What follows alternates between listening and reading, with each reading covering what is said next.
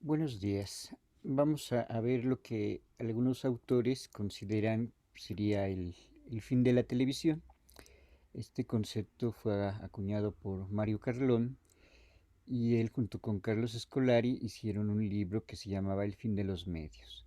Entonces hablaban del fin del libro, del fin del cine, del fin de la radio, del fin de la prensa y también de lo que sería el fin de la televisión. La primera característica que se referiría con el fin de la televisión sería que la televisión ya no sería el medio de comunicación que tenía grandes audiencias como podía ser en la etapa de la neotelevisión, en donde los canales tenían unas audiencias muy grandes y la televisión era el medio más consumido. La televisión tradicional había privilegiado por muchos años a las audiencias y ahora la nueva hipertelevisión,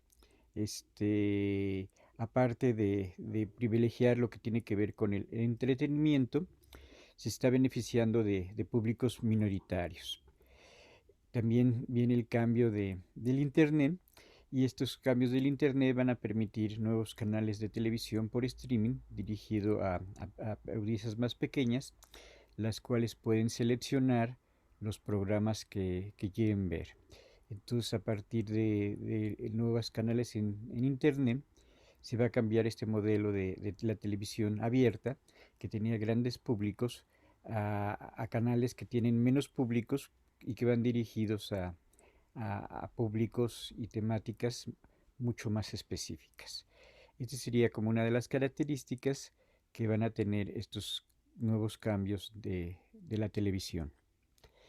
También el rating sería importante para caracterizar la televisión. Antes el rating estaba en estos canales abiertos como el canal 2, como el canal 13, pero ahora las personas se van a dedicar a ver más televisión mediante las computadoras, mediante las tabletas, mediante los celulares. Y se puede pensar que antes se veía, que ahora se ve menos televisión, pero eso algunos autores consideran que es un error porque se sigue viendo mucha televisión, aunque ya no sea directamente por la televisión abierta, sino las estaría viendo principalmente por estos canales de streaming. En lo que respecta al consumo, los consumidores estadounidenses van a ver 5 horas de televisión al día y esta es una cifra más amplia, es una cifra más grande que durante los años 90. Esto significa unas 34 horas a la semana y alrededor de 1800 horas al año. Estos datos aumentaron bastante más con la pandemia, entonces ahora hay personas y hay grupos sociales y hay países que veían hasta 6 horas de televisión, entonces esto aumenta más el consumo de la televisión, ya sea la televisión abierta o también puede ser la televisión que se maneja principalmente por el Internet. Otro de los cambios que va a producirse con el fin de la vieja televisión va a ser la llegada de Netflix. Netflix sería ese canal que va a rentar películas y que durante los últimos 2 años las empresas en Silicon Valley han invertido un gran esfuerzo en la producción de programas originales y han desplegado un ambicioso abanico de programas que han costado a las empresas en 2012 que va a tener beneficios por cerca de 17 millones de dólares. Entonces Netflix va a ser una gran competencia para la televisión abierta, para la vieja televisión y también con la pandemia, si veíamos las gráficas, aumentó mucho el consumo de Netflix. También por Netflix podemos decir que se va a caracterizar por el video por demanda, donde uno puede escoger qué tipos de programas quiere ver, que pueden ser entre documentales, pueden ser programas de ficción, pueden ser películas, pueden ser series. También esto ya se veía que había surgido principalmente con la cadena de HBO, pero para algunos cuando llega Netflix sería otra nueva plataforma muy importante para esta televisión por demanda. Muchas veces en HBO o muchas veces en Netflix se va a proponer un capítulo por semana, y esto va a hacer que los diferentes públicos pues estén enganchados esperando estos capítulos de estreno cada semana de sus diferentes series preferidas. Y por eso la televisión por demanda va a tener más públicos. Aparte de que está dirigida a públicos diferentes, como podían ser niños, gente de 30 años, o gente que le gustan los documentales, o que le gustan otro tipo de programas. Para algunos teóricos de la comunicación, la televisión va a producir diferentes efectos culturales. Uno de ellos sería que la historia va a demostrar que va a haber cambios de patrón de visualización de contenidos, pueden tener efectos secundarios dentro de la cultura. Aquí tenemos la clásica pirámide de Maswell, donde está la necesidad de comida, la necesidad de vivienda, la necesidad de satisfacer ciertas necesidades psicológicas, pero una nueva que se agregaría a todas estas nuevas necesidades de las personas sería la necesidad de Internet y de consumir televisión por, por estos canales. También Netflix va a imitar a Amazon Studios en sustituir el modelo de televisión tradicional por otro configurado a partir de comportamientos y los valores de la generación de Internet. En ese sentido, también muchas veces se puede decir que Internet iría como en una primera instancia hacia un público de personas más jóvenes, hacia un público que está viendo todo el tiempo pantallas, que está todo el tiempo metido en las redes sociales. Entonces sería otro tipo de público que muchas veces no querría ver comerciales y querría ver sus programas a su propio ritmo y seleccionar en qué momento los quiere ver.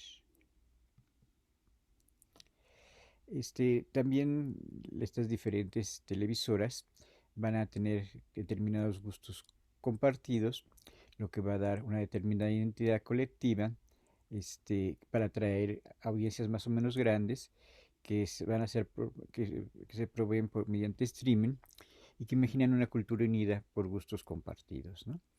Entonces, si nosotros vemos los 10 películas o los 10 que más está consumiendo, esto sería determinados gustos compartidos, y habría que mencionar que estos gustos compartidos muchas veces cambiarían si se está viendo Netflix en España, en Estados Unidos, en Colombia, cuáles son estos programas y cuáles son estas series que le están gustando a determinado país o a determinado grupo de personas. Muchos de los teóricos de la comunicación se van a preguntar cuál sería el futuro de la cultura de masas. Y se respondería de la siguiente manera. Siguiendo una estrategia que va a contracorriente de muchas de las normas y creencias más asentadas de Hollywood, Netflix procede nada más y nada menos a reprogramar a los espectadores. ¿Qué le pasará a la cultura de masas si lo consigue?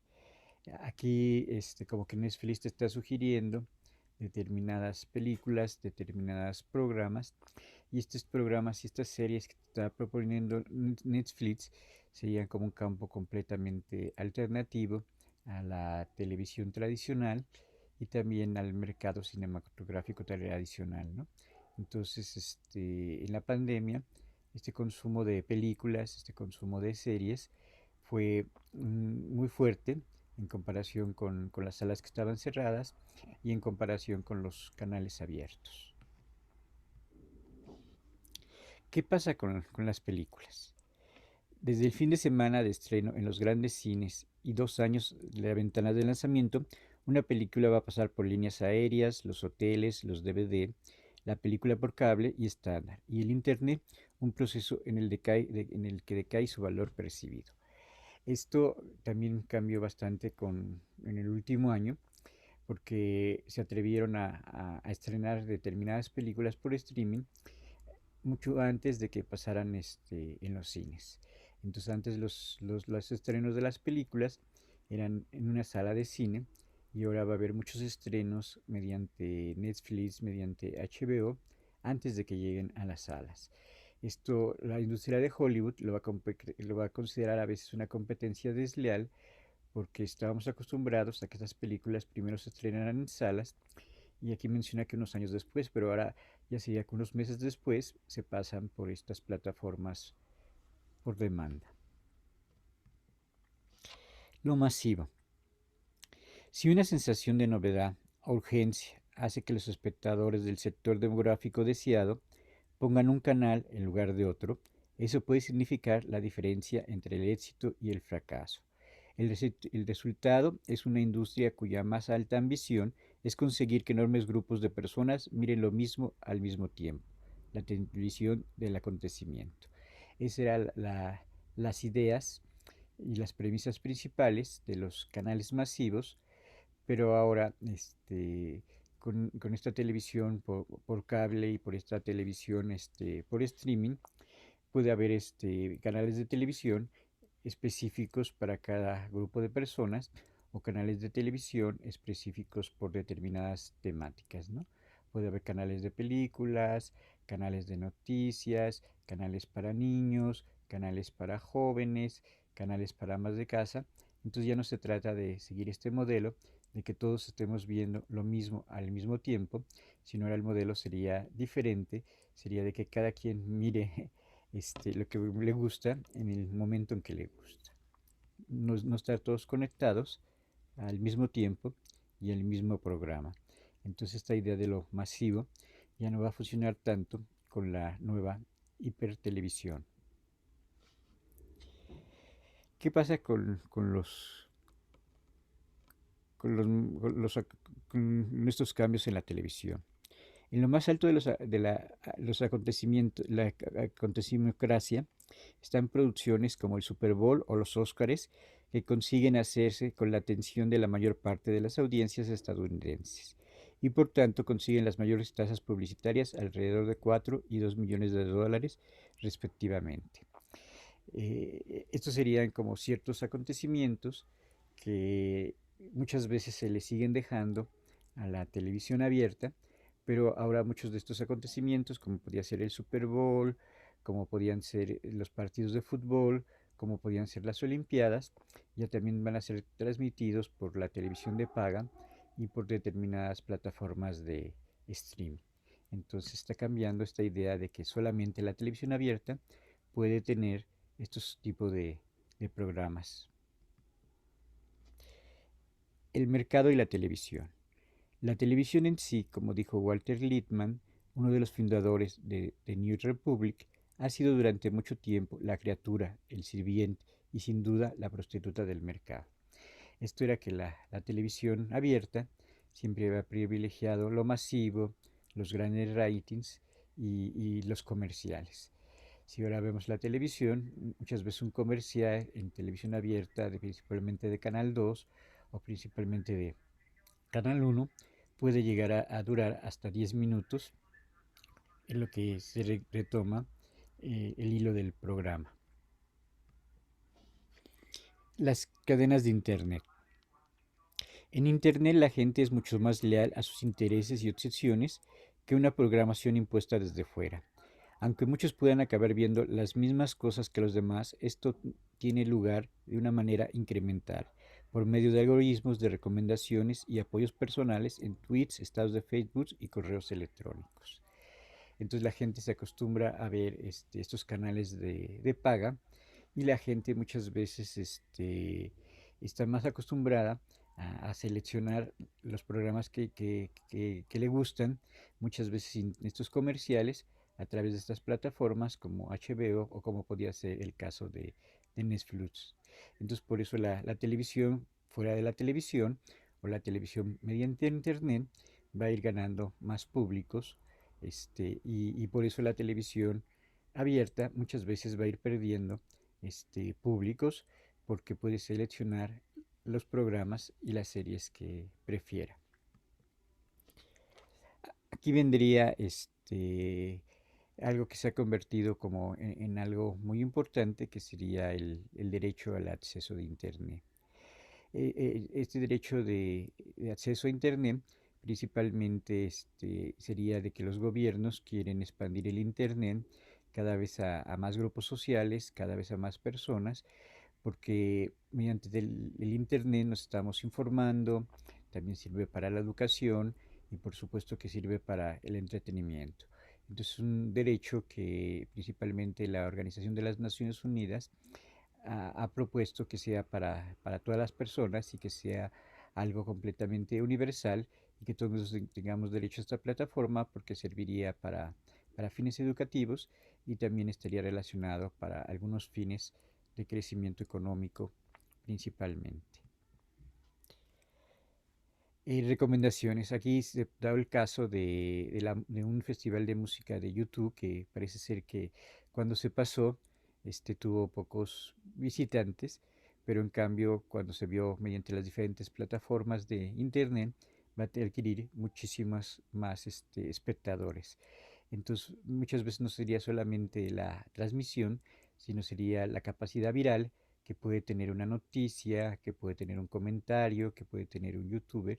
Entonces la capacidad de volverse viral y de volverse viral en diferentes plataformas, en diferentes sitios, muchas veces va a ser otra manera de medir los públicos que se están viendo en televisión en el momento que se transmite y lo que se estaría produciendo viralmente con determinados programas, con determinadas series o con determinados comentarios que pueden aparecer mediante las diferentes redes sociales.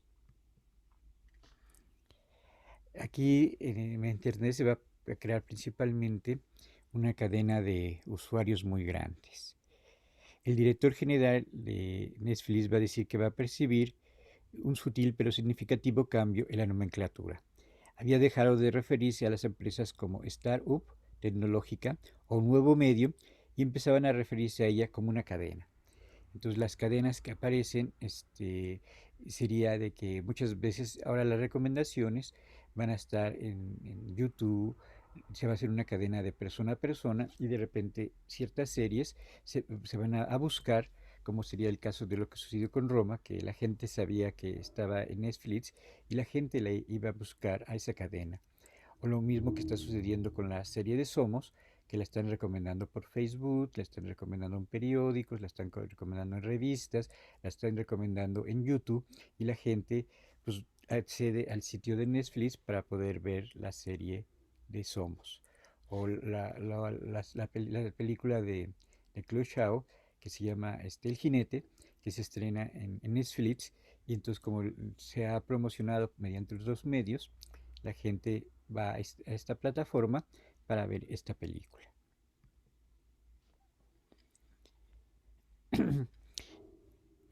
Aquí es menos conocido como Netflix entró en el negocio de contenido, un movimiento arriesgado que le ha salido mal a muchas otras empresas tecnológicas.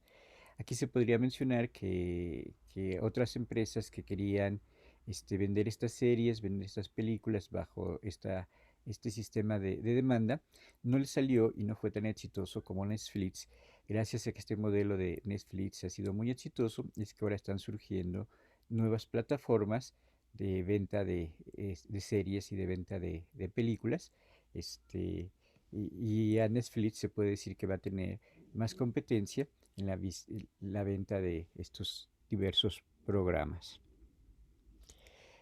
Ven, ¿qué pasa con la venta de películas y de series? El presupuesto de adquisiciones de Saran 2, originalmente de 100.000 millones al año, aumentó cuando Netflix se convirtió en una presencia eventual en Sundance y en otros festivales de cine. Aquí habría que mencionar que el éxito de Netflix también se debe en hacer producciones originales, y estas producciones originales pues tratan de competir en diferentes festivales de cine, como sería el caso de Sundance o como lo sería en los últimos 3 años, tratando de competir en los Óscares. Bajo el nombre de Red Envelope Entertainment, Netflix compró los derechos de varias películas independientes. Esto también podría ser como ciertas características de Netflix, que no solamente produce películas originales y series originales, sino también puede comprar determinadas películas independientes, como sería el caso que decíamos en la diapositiva anterior, el caso de Ryder, de la ganadora del Oscar, de Nomadland, que fue comprada por Netflix. Inversión. Para hacer su primera serie original, Netflix va a gastar $100 millones. Entonces, esto quiere decir que Netflix, que HBO y que otras diferentes televisoras de demanda están invirtiendo muchísimo para que estos productos que tienen dentro de sus plataformas sean exitosos. Y están invirtiendo tanto dinero como una película que se va a proyectar en un cine, como una película de las que se hacen en Hollywood. Entonces la inversión de estos canales de demanda es muy fuerte, lo que hace que y garantiza que tengan un buen guión, que tengan una buena historia, que tengan un buen contenido y que pueda ser competitivo, este, tan competitivo como en el caso de las películas. Las series clásicas. Netflix ha insistido en una reciente campaña publicitaria que promocionaba sus colecciones de series clásicas y éxitos de culto. Con el tiempo, al menos, eso apuntaba a su estrategia. La gente no podía imaginar tener opciones definidas por una parrilla de programación. Entonces, varios canales de demanda y Netflix promocionaban estas series clásicas. Entonces, esto también se debe a este nuevo fenómeno de que hay fans para determinadas series, para determinados programas, y que estas series de culto o estas series clásicas se pusieran en estas plataformas, hizo que empezaran a tener más seguidores y que la gente recurriera más a estos canales de paga. Entonces, las series clásicas de los 80s, de los 70s e incluso de los 50s, fueron como muy bien recibidas por todos los diferentes grupos de fans que querían ver estas series en el momento que ellos quisieran y que les traían determinados recuerdos o que eran bastante fans de estas series. Las series favoritas. No es coincidencia que Netflix haya estado rivalizando con Amazon por ser la principal fuente de series en streaming para niños pequeños, por lo que resulta incomprensible tener que esperar a que se emitan nuevos episodios de las series favoritas. Entonces, muchos canales ya tenían así la temporada 1, la temporada 2 de determinada serie, y si uno se volvía un poquito adicto a ver estas temporadas en temporada 1, temporada 2, como una especie de maratón. Entonces surge también como un nuevo tipo de espectador, este tipo de espectador que quiere consumir la serie un capítulo tras capítulo y que no quiere tener esta necesidad de esperarse a determinada hora o a determinado día para ver un nuevo capítulo. Si no es así el consumidor que está viendo la serie casi de corrido, que muchas veces se desvela o muchas veces puede ver 5 o 6 horas de su serie preferida. Las cadenas de cable. La transformación de Netflix sería, por supuesto, imposible sin el camino abierto por la televisión por cable. HBO fue la pionera en el modelo de pago por suscripción, aunque cobra de las compañías de cable y no directamente de los consumidores. Entonces, esta televisión, que sería la televisión por cable, que muchas veces en algunos países va a surgir a principios de los 80s o a mediados de los 80s, va a ser la que también va a ir acostumbrando a otras maneras de consumo, a otras maneras de recepción que ya serían diferentes a la televisión abierta. En esta etapa de la paleotelevisión solamente existía la televisión abierta. Ya en la etapa de la neotelevisión ya sí existiría esta competencia principalmente por los diferentes canales de cable, que muchas veces pertenecían a algunas empresas de Hollywood, y que va a hacer que sean televisoras y que sean canales que van a ser más temáticos de películas, de deportes o de noticias. Los fans. Aquí era lo que mencionábamos del fenómeno en la anterior diapositiva, que los fans van a ser muy importantes, primero dentro de las películas, los fans que se van a dar de Star Wars, de Harry Potter, de la Guerra de las Galaxias, de El Extraterrestre y de muchas otras películas que van a difundir no solamente a través del cine, sino se van a ir a crear nuevos contenidos en YouTube, en páginas, y van a ser coleccionistas. Entonces los fans van a ser muy importantes para estos nuevos consumos. Entonces van a participar en que las temporadas disponibles en DVD les van a dar un cierto entusiasmo a la primera probada con un consumo compulsivo y un consumo fanático que se convertirá en el sello de Netflix. El logro de la empresa es reunir todo esto y dirigirse a todos los espectadores de televisión, no solo a los pocos fanáticos escogidos, sino a cualquier individuo a partir de sus intereses y obsesiones. Entonces, va a haber más grupos de fans para determinadas series, para determinadas películas o para determinados programas de televisión. Que muchas veces, aparte de que están viendo estos programas, están viendo estas series, como que van a impulsar que se haga una segunda temporada o que se hagan un detrás de cámaras, o que los personajes que aparecen en sus series preferidas tengan más conversación a través de internet con los propios fans. Y de aquí surgen así determinado tipo de convenciones, que serían estas convenciones que siguen a los Simpson, que siguen a Star Wars y que siguen a los cómics. La programación en directo. Va a surgir así una fotografía de la no muy distante televisión del futuro. Lo que queda de la programación de directo se reserva a los deportes, últimas noticias, concursos y las grandes concesiones de premios. Entonces, si vemos aquí este directo, muchos de estos grandes eventos van a seguir perteneciendo a la televisión abierta, pero la televisión por cable va a tener estos programas particulares para los diferentes tipos de públicos. La distribución. Casi todos los programas con guión se convierten en programas en streaming. Sean producidos o distribuidos por Netflix, Amazon, CBS, HBO, finalmente independiente de los paquetes de cadena por cable, o incluso por nuevos actores inesperados como la cadena de los almacenes. Entonces muchas de estas compañías van a tratar de crear sus propias cadenas de streaming, como sería el caso de Disney, que ya tendría su propio canal, y en ese propio canal estaría pasando sus propias series, sus propias películas, sus propios programas. Los contenidos. Pero en última instancia todas ellas están vendiendo acceso a montones de contenido que pueden ser vistos a voluntad por el espectador.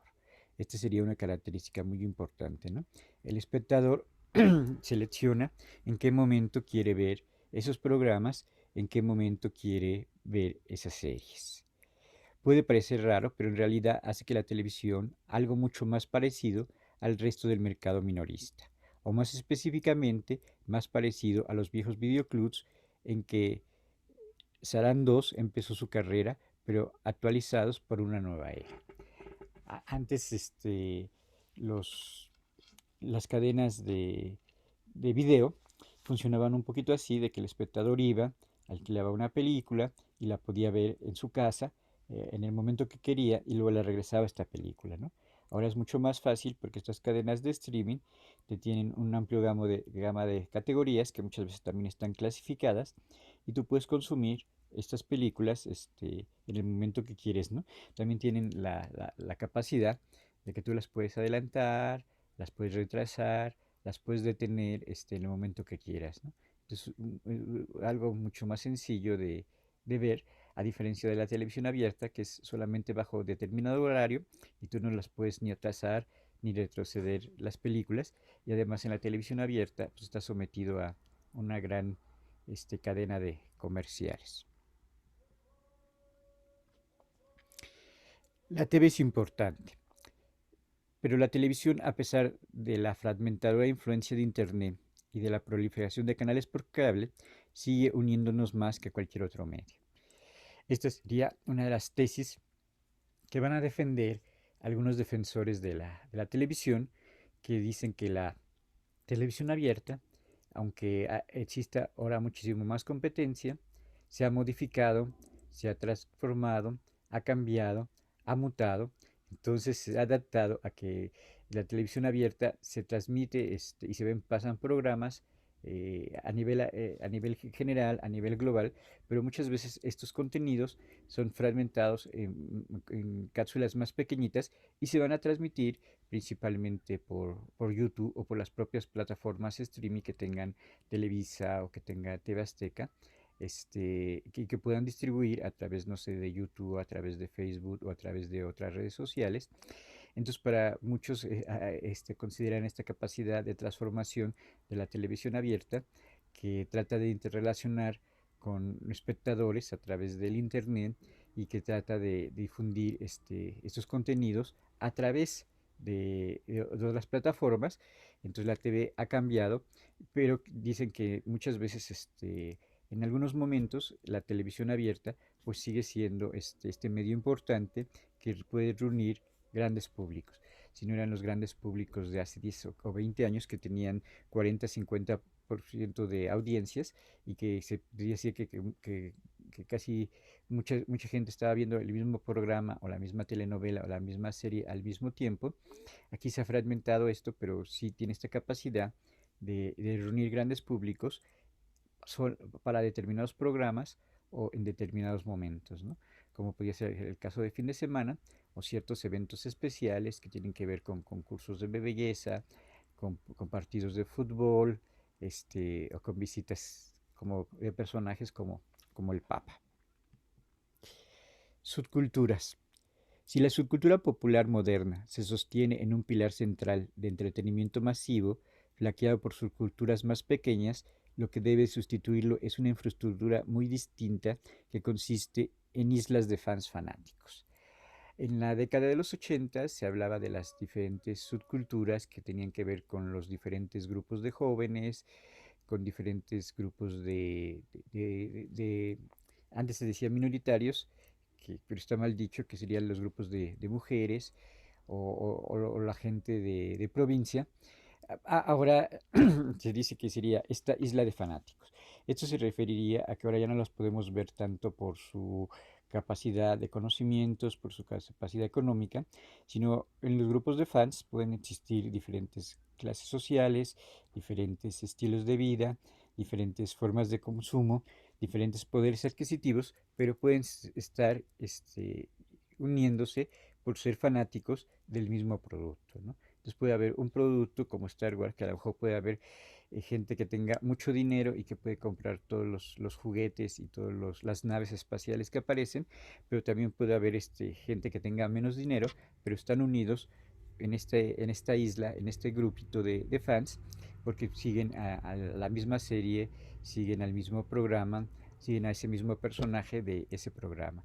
Entonces, en lugar de hablar de estas subculturas que se hablaba en la década de los 80 o en la década de los 90, que sí estaban más identificadas por estilos de vida y por edades y por posicionamientos socioeconómicos, aquí sería más por determinados grupos de fans. Fidelidades.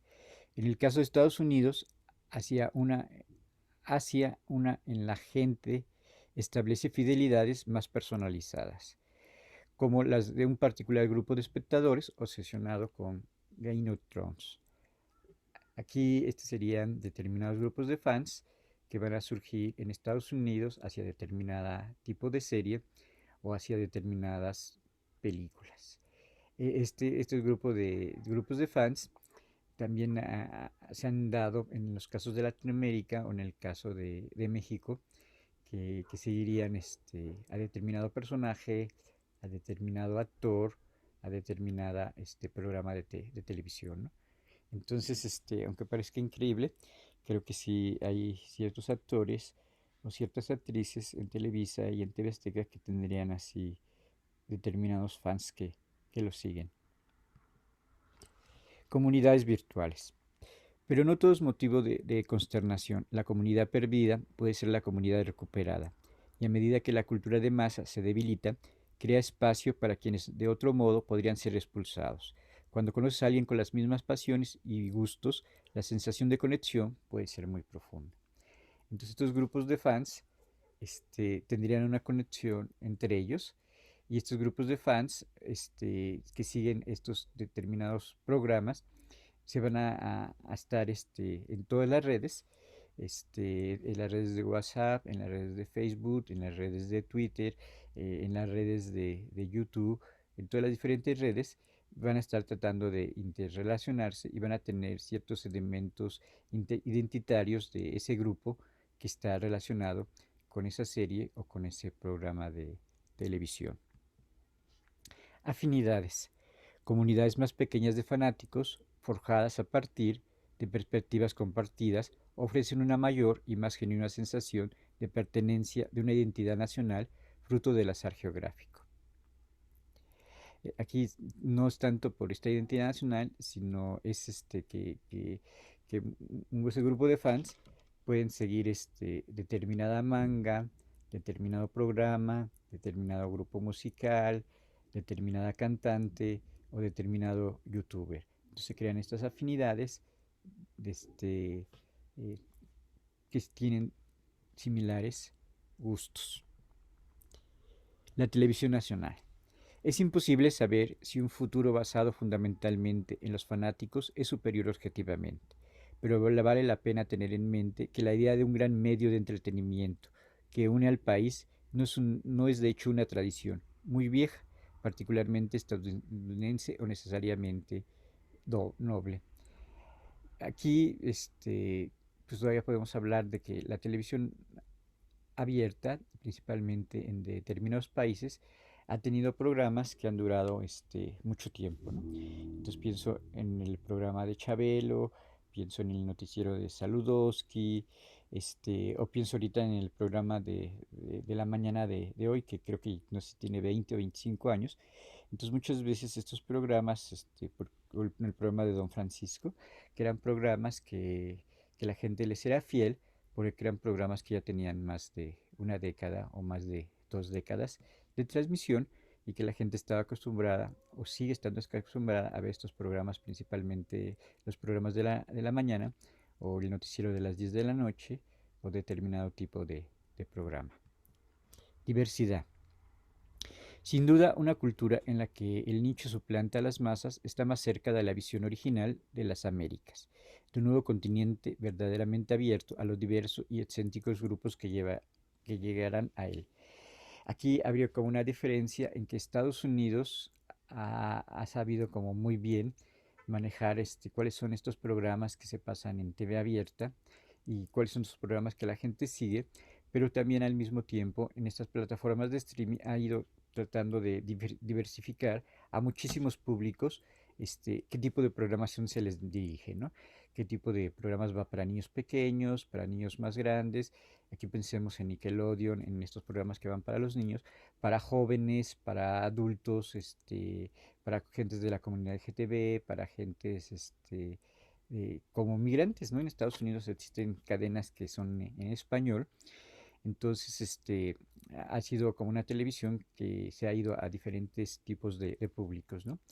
Pero lo que mencionan en el caso de Latinoamérica, principalmente Omar Rincón, es que también los países latinoamericanos tenemos una riqueza muy grande al interior de cada país una riqueza muy grande de culturas, una riqueza muy grande etnográfica, y que muchas veces la televisión, principalmente en el caso de México, siempre se ve esta visión centrista casi del DF, y que todo lo que ocurre es casi también en el DF, y es una visión así que parte del centro hacia la periferia, pero lo que propondría Rincón es que fuera también todo lo contrario y que fuera más plural, entonces que en todas las diferentes regiones del país pudieran producirse y se pudiera ver esta riqueza cultural de todo el país, en el caso de la televisión, que no solamente fuera, como diría Omar Rincón, de gente blanca, de gente heterosexual, de gente de clase media, sino que hubiera una riqueza más grande en cuanto a expresiones y contenidos de estas diferentes diversidades culturales que aparecen, ¿no? Y esto es como muchas veces lo que no se da, y hay, sin embargo, hay países que sí han tratado de resaltar más esta diversidad geográfica, esta diversidad cultural. Entonces, por ejemplo, en Francia, no todas las películas ocurren en el centro, no todas las películas ocurren en París, sino también hay películas y hay series y hay canales que tratan de ver las otras regiones del país, o también en el caso de España, que está la televisora de Cataluña, la televisora de Valencia, la televisora de otras regiones, que estarán tratando de mostrar esta diversidad cultural en películas y en programas de televisión. Bueno, eso sería así como algo de esta competencia que se va a dar principalmente entre la televisión abierta y la televisión mediante streaming, principalmente a partir de Netflix.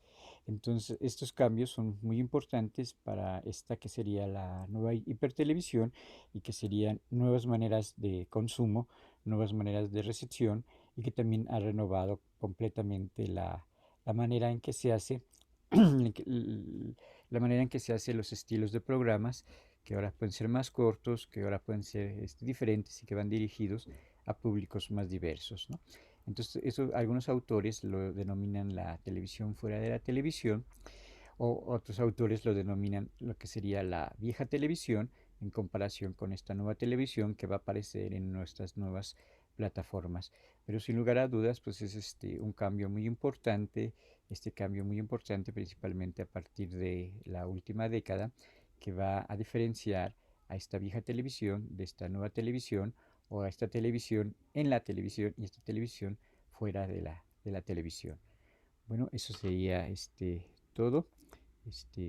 Muchas gracias.